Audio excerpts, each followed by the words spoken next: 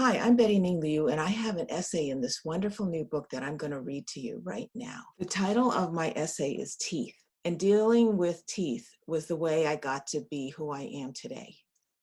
On the cover of Whiter is this blue jar with white cream in it, and this white cream is used by women of color who are trying to lighten their skin because they believe it makes them more beautiful to be whiter. This is called colorism, where there's prejudice within a particular culture or group because they believe that if you're darker, you're less valuable and inferior, and if you're lighter, you're superior and more beautiful. My essay mentions colorists, which is something from the art world.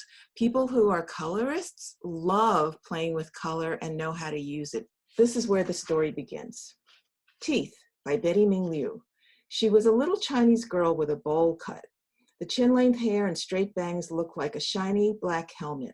But old family photos reveal her true armor. It was that tight fake smile that she learned from her mother. A lady never shows her teeth, warned her mom in hopes of making her little girl strong and resilient. It would take that kid decades to finally drop the mask and show her teeth. This is the story of my journey. In the 1950s, my Chinese immigrant parents settled us in an all-white New Jersey town. When I started kindergarten at age 5, I was the only student of color in an all-white elementary school. Curious kids asked what I saw through slanty eyes. They held up milky or freckled arms next to mine, comparing skin tones. They called me names. Flat-nosed Chinese, ching chong. Through it all, I kept my mouth shut. I didn't show my teeth. One Sunday, my younger sister and I came out of the house in our church finery. I felt pretty in my dress with the puffy princess skirt until a group of teenage boys drove by. Chink, they yelled. What did that strange word mean? I looked up at my parents. Daddy had turned a furious purple. Mommy's lipstick mouth flattened into a hard red line. Ignore them, she said quietly. But it was too late. I felt ashamed and confused. Here I was in my best outfit, yet I was still ugly, an outsider, foreign, different. As the laughing boys zoomed past in their car, we stood stoic, jaws clenched. I didn't show my teeth.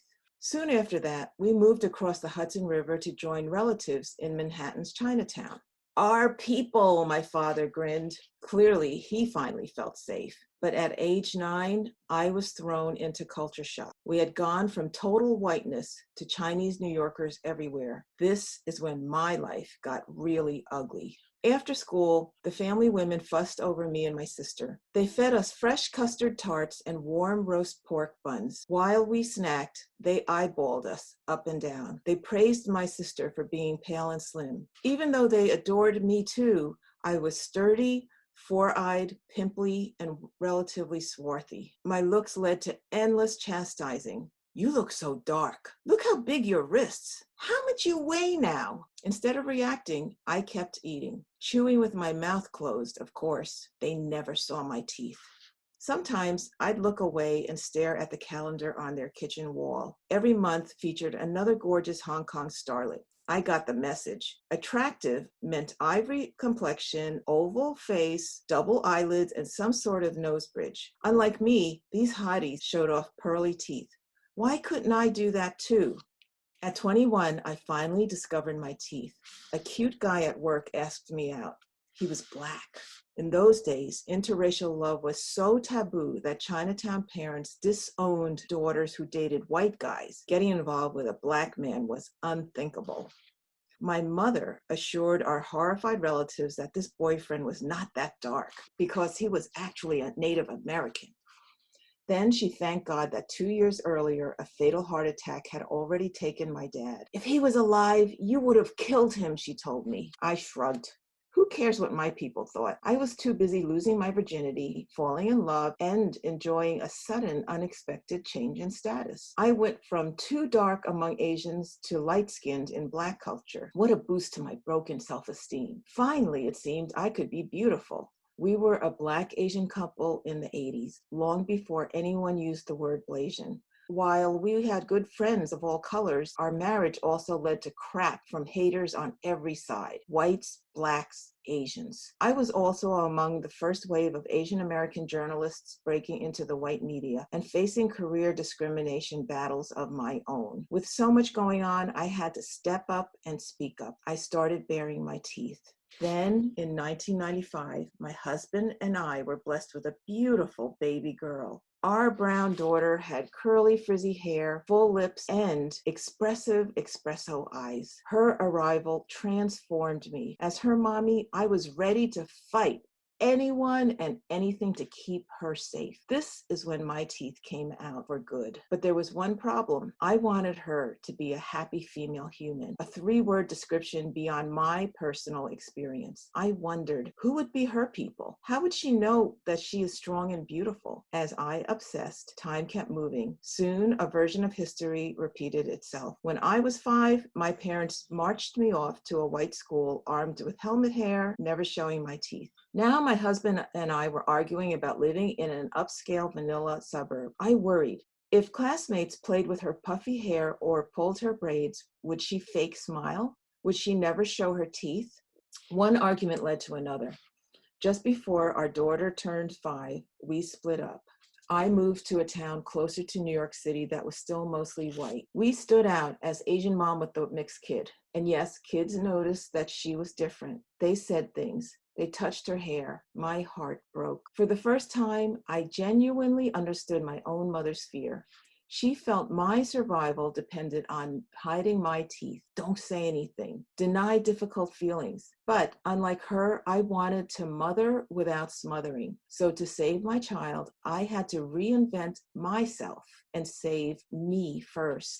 Once our daughter was in school and spending weekends with her dad, I took salsa lessons, dated, and started working as a part-time professor. Today, I teach communication skills and writing. Eventually, I learned to oil paint, which healed my heart.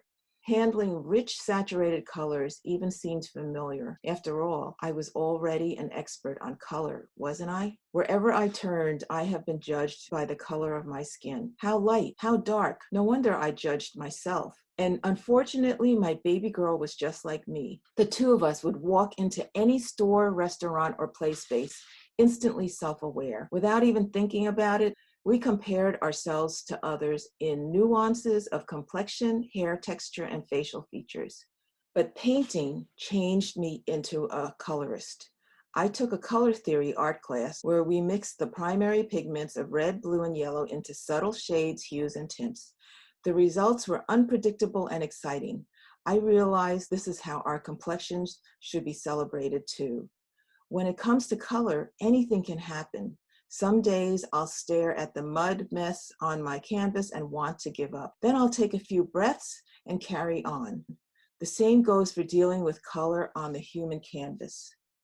I can't stop colorism. It's been here forever, but inhaling and exhaling keeps me in the moment. Today at 62, I talk, laugh, and smile, all while showing my teeth. When I learned to show my teeth, I discovered I was beautiful.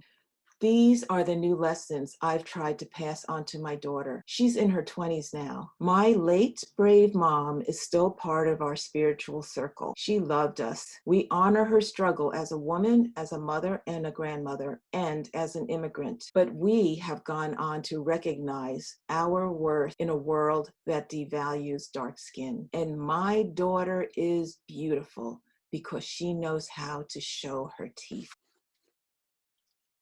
Thanks for listening to my story. I really appreciate it. If you'd like to stay connected, I'm on social media as Betty Ming Liu, and I have a blog where I write about my journey, share writing tips, communication tips, and I also coach people to show their teeth.